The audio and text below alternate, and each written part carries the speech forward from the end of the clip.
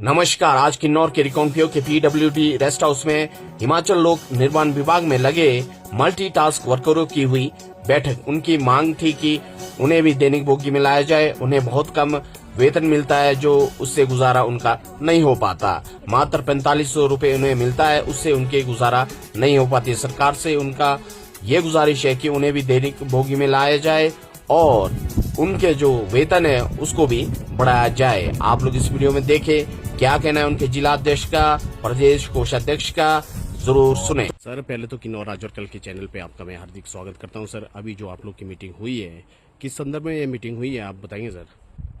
सबसे पहले तो मैं धन्यवाद करना चाहूँगा कि आप लोगों ने आपने जो है हमारे लिए समय दिया। आज जो हमारा यहाँ पर उपस्थित होने का मेन मुद्दा यही था कि हम जो पिछले बार 17 नवंबर को शिमला गए थे स्टेट यूनियन के गठन के लिए, तो हमारी स्टेट यूनियन की गठन हो चुकी है।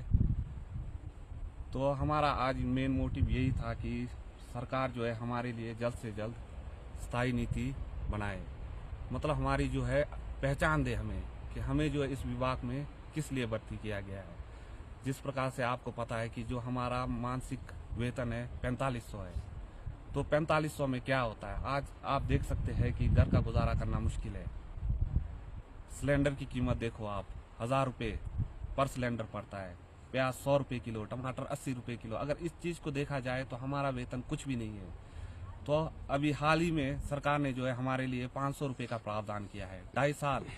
पिछले 2.5 साल से हम उनके आगे अनुग्रह करते रहे कि हमारे लिए कुछ करे, तो उन्होंने जो है अभी 500 रुपये का मानदेय हमारे लिए बढ़ाया है। अगर हम उसको डे में डिवाइड करते हैं तो लगभग जो है 17 रुपये प्रतिदिन पड़ता है हमारा, जो 17 रुपये पर डे के हिसाब से हमारा दिहाड़ी बढ़ा है। पहले हमारे को मिलता था 150, तो अब मिलता है हमारे को 167 के लगभग।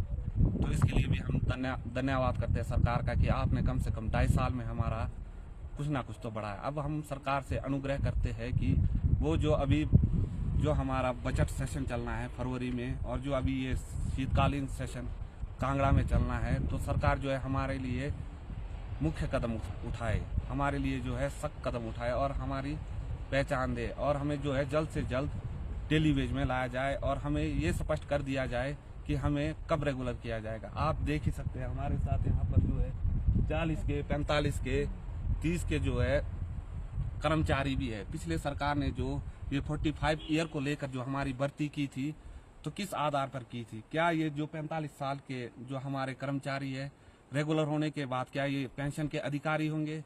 तो मैं सरकार से यही अनुग्रह करना चाहूँगा कि आप जो है 18 से लेकर जो है 45 वर्ष के बीच में जो भी कर्मचारी आपने इस विभाग में भर्ती किए हैं, उनके भविष्य को ध्यान में रखकर जो है हमारे लिए स्थायी नीति का प्रबंध करें और हमारे लिए जो है स्थायी नीति बनाए। और इस बजट सेशन में जो फरवरी का आपका 2025 का बजट सेशन आएगा, उसमें जो है हमें स्पष्ट कर दे कि आप हमारे लिए क्या पॉलिसी लेके आ रहे हैं, क्या नीति लेके आ रहे हैं। उससे पहले जो है हमें जल्द से जल्द आप जो है दैनिक बोगी बनाए, क्योंकि 4500 में हमारा कुछ भी नहीं होता है। धन्यवाद। सर, आप लोगों ने पीछे ज्ञापन दिया था, उस पर क्या एक्शन ले रही है सरकार? कुछ अभी तक आया उसमें कुछ? अभी जो हमने पिछली बार ज्ञापन दिया था उसमें थोड़ा बहुत जो अभी ये 500 रुपये का इजाफा किया है हमारी वेतन में, तो यही है कि पिछले 2.5 साल से हम ज्ञापन देते जा रहे हैं। हर जिलों से जो है ज्ञापन जा रहा है। अब हमारे राज्य स्तरीय यूनियन का भी गठन हो गया। अब जो आगे से जो ज्ञापन जाएगा हमारा स्टेट यूनियन की ओर से भी जाएगा, और डिस्ट्रिक्ट लेवल की यूनियन जो है कार्य करेगी।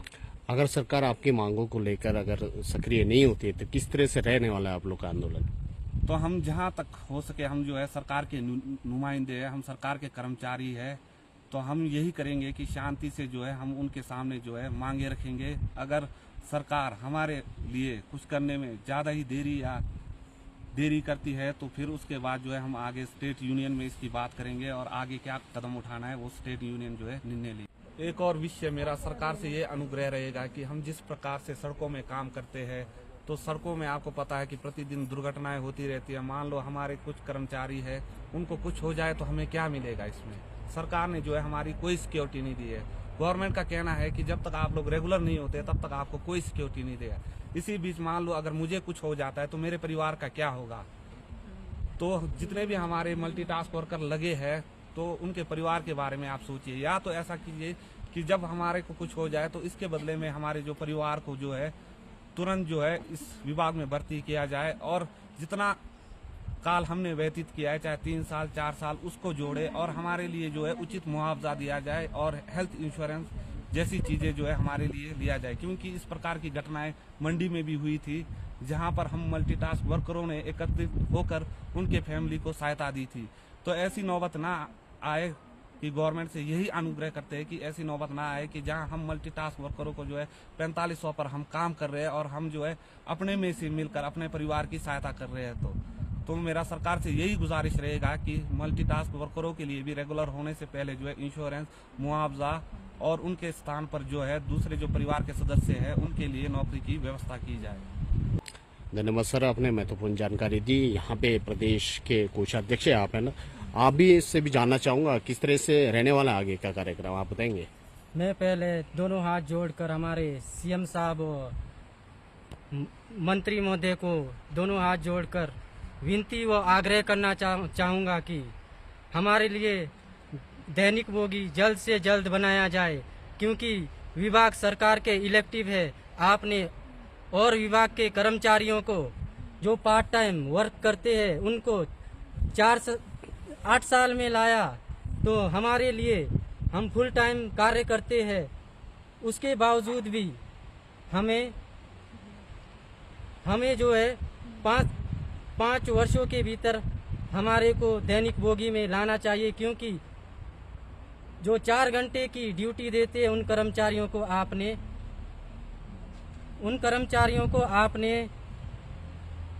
जो है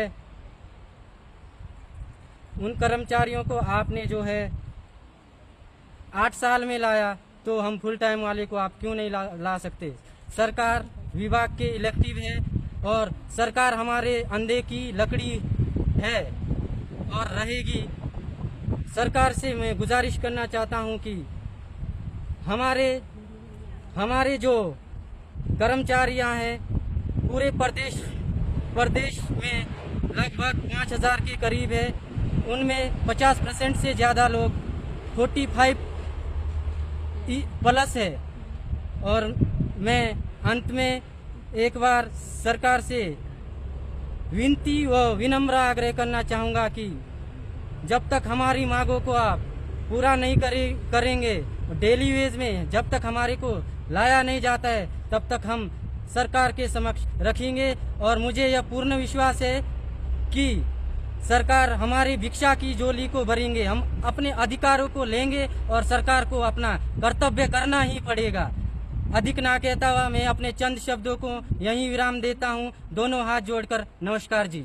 धन्यवाद सर, आपने अपनी बात रखी। यहाँ महिलाओं से भी जानने की कोशिश करेंगे। मैडम, आपका स्वागत है।